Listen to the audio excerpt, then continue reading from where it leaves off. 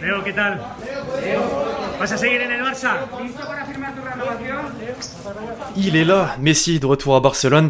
L'équipe, j'espère que vous allez bien aujourd'hui. On se retrouve pour aborder l'actualité des dernières rumeurs de transfert. Après des vacances bien méritées, un sacre en Copa América. Visiblement, ce titre l'a complètement changé. Ah oui, il prend des gigastories de sa femme en train de squatter à la salle, dans le normal. Bon, place au concret, au football maintenant, il est bien à Barcelone et va apparemment prolonger son contrat la semaine prochaine, si on en croit les médias espagnols. Bon, on le savait, ça fait plaisir, mais à côté de ça, le mercato s'enflamme, il y a pas mal de choses à dire. On va sans plus tarder y aller. Mais juste avant, l'équipe, pensez à lâcher votre meilleur pouce bleu pour le soutien, le référencement. T'as capté, comme d'habitude, on est ensemble. Merci vraiment à tous ceux qui le feront.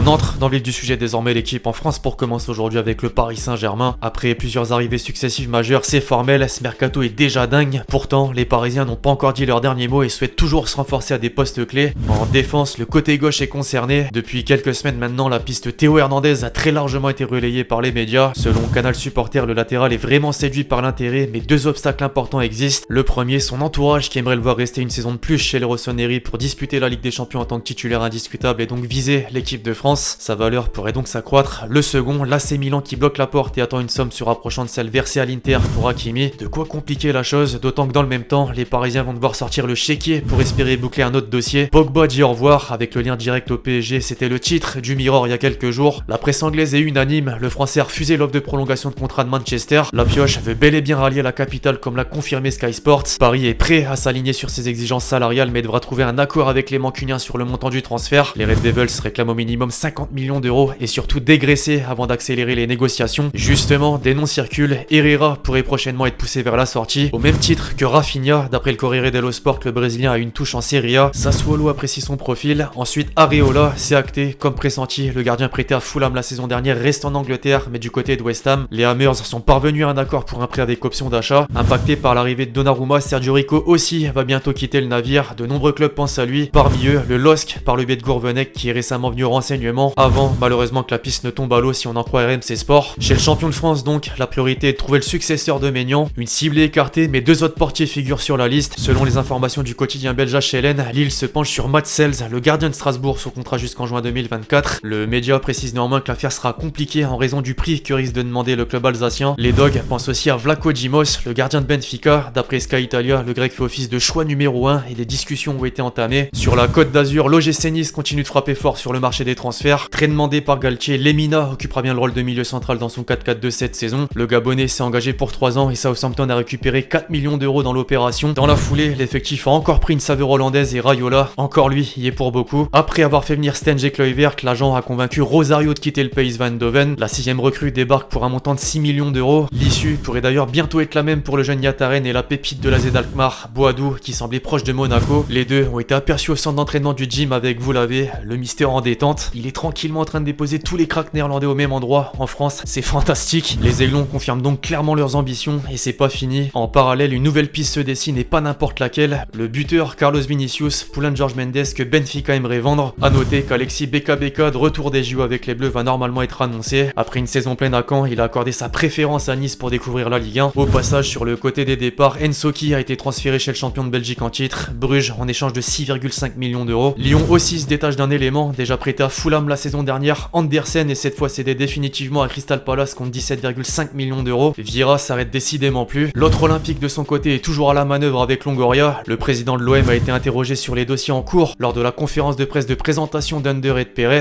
Visiblement, sa promesse des 10 recrues est partie pour être tenue. D'abord au sujet de Lirola, le joueur a bien fait comprendre qu'il veut rester et le club de même apparemment. Les négociations avec la Fiorentina durent depuis longtemps mais ça avancerait dans le bon sens. La piste Vass ensuite, aucune offre n'a été transmise à Valence. Son prix se situerait aux alentours des 3 millions d'euros mais l'intérêt est confirmé. Bon, entre temps les noms d'Adamounas qui ne fait plus partie des plans de Spalletti à Naples et Giovanni Simeone, le fils d'El Cholo, ont été évoqués. Concernant les cibles sud-américaines dont Almada notamment, la LFP change la donne. Marseille dispose déjà de 4 joueurs limite non ressortissants d'un pays de l'Union Européenne et doit donc se séparer de l'un d'entre eux. Pas touche à Luis Enrique ou aux deux récentes recrues, Gerson et Pérez forcément. Du coup, c'est Benedetto qui doit se trouver un nouveau défi et justement, Sao Paulo avance. Le président du club brésilien a confirmé sa position. Les hommes forts de la formation phocéenne ont également la nécessité nécessité de vendre pour récupérer des liquidités. Camara et Khaled Takar devraient en faire les frais. À ça s'ajoutera Donjik qui aurait fait part de ses intentions de retourner là où il a été prêté l'année passée. Le RTA a même formulé une offre et les Marseillais espèrent 8 millions d'euros. Le club allemand, tiens, au passage vient d'enrôler Jovetic. Le Monténégrin a signé un bail de 3 ans. Toujours en Allemagne, le Borussia Dortmund a sorti le portefeuille pour s'attacher les services de Daniel Malen. 30 millions d'euros ont été posés sur la table pour l'attaquant de 22 ans qui s'est engagé jusqu'en 2026. Après 10 saisons passées au Bayern, Boateng est désormais libre comme l'air. D'après les informations de Sport One, depuis la fin de son contrat, le défenseur central allemand aurait pu rejoindre la Fiorentina, la Lazio ou même des formations au Qatar. Mais lui s'estime encore au niveau et aimerait jouer la Ligue des Champions. Le média estime que le FC Séville pourrait répondre à ses attentes et que des discussions ont carrément débuté. Les Andalous vont probablement perdre Koundé prochainement. Selon Fabrizio Romano, l'international tricolore va rejoindre Chelsea. Un accord sur les termes d'un contrat de 5 ans aurait déjà été trouvé. Pour faire baisser les 80 millions d'euros de la clause libératoire du défenseur central, les Blues ont même proposé d'inclure Zouma dans la transaction. L'échange de joueurs peut être une belle option dans un marché touché par la crise. Pour preuve, justement, ce lundi, les Sévillans ont marchandé de cette manière avec Tottenham en laissant filer Brian Gill contre Lamela plus 25 millions d'euros. Les Spurs s'activent enfin. Quelques jours plus tôt, Giolini, le désormais ex-gardien de l'Atalanta, débarqué sous la forme d'un prêt avec option d'achat estimé à 15 millions d'euros. Il prendra le rôle de numéro 2 derrière Lloris. Le feuilleton Kane, lui, en est toujours au même point, bien que les journaux anglais l'alimentent de jour en jour. Après la première offre de 117 millions d'euros, Manchester City sait à quoi s'attendre. Daniel Levy aurait fixé le prix du buteur à 160 millions de livres, soit près de 187 millions d'euros. United, de son côté, ça y est, a confirmé un accord pour la signature de Varane. Le Français, qui va paraffer un contrat de 4 ans, aura coûté environ 50 millions d'euros. Il fait donc partie des gros transferts de ce mercato. En parallèle, après avoir compris que Pogba n'envisageait pas de prolonger, la direction mancunienne travaille pour lui trouver un remplaçant. Selon le Daily Star, Saul Niguez, effectivement, serait en ligne de mire. Le quotidien pense qu'une offre de 58 millions d'euros pourrait suffire face aux difficultés financières de l'Atlético. D'ailleurs, petit aparté supplémentaire sur la pioche, d'après un article balancé par le Disport hier, son entourage l'aurait proposé à l'un des ennemis, Liverpool. Les Reds auraient cependant fait savoir que le dossier ne serait pas à l'ordre de l'été, mais qu'en janvier prochain, à 6 mois de la fin de son contrat, l'opportunité pourrait les intéresser. Information évidemment à prendre avec des pincettes. À Arsenal, le dossier de Ben White touche au but. Brighton aurait accepté l'offre de près de 59 millions d'euros et l'officialisation est imminente. La défense n'est visiblement pas le seul secteur recherché. Le Daily Telegraph révélait ce mardi que les Gunners s'intéressent à Lautaro Martinez. Plutôt surprenant. Haaland à Chelsea, c'est normalement pas pour cet été. En début de semaine, le Norvégien s'est exprimé à propos de son futur à la sortie d'une séance d'entraînement avec le BVB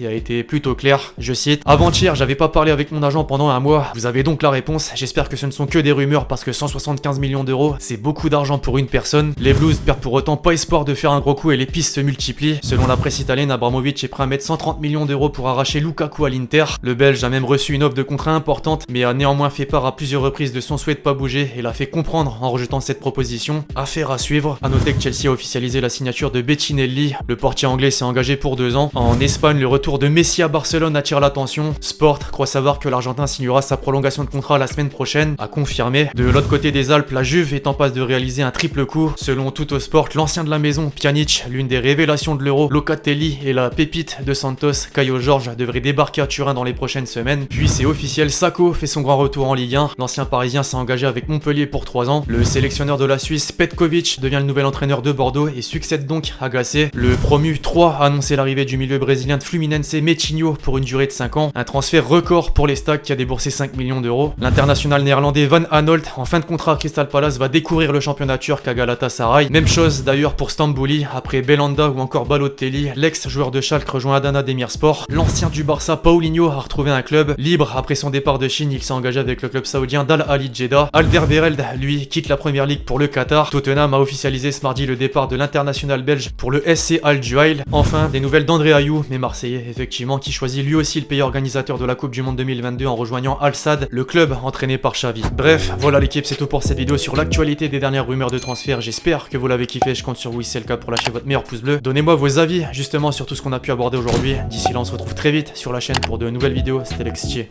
Ciao.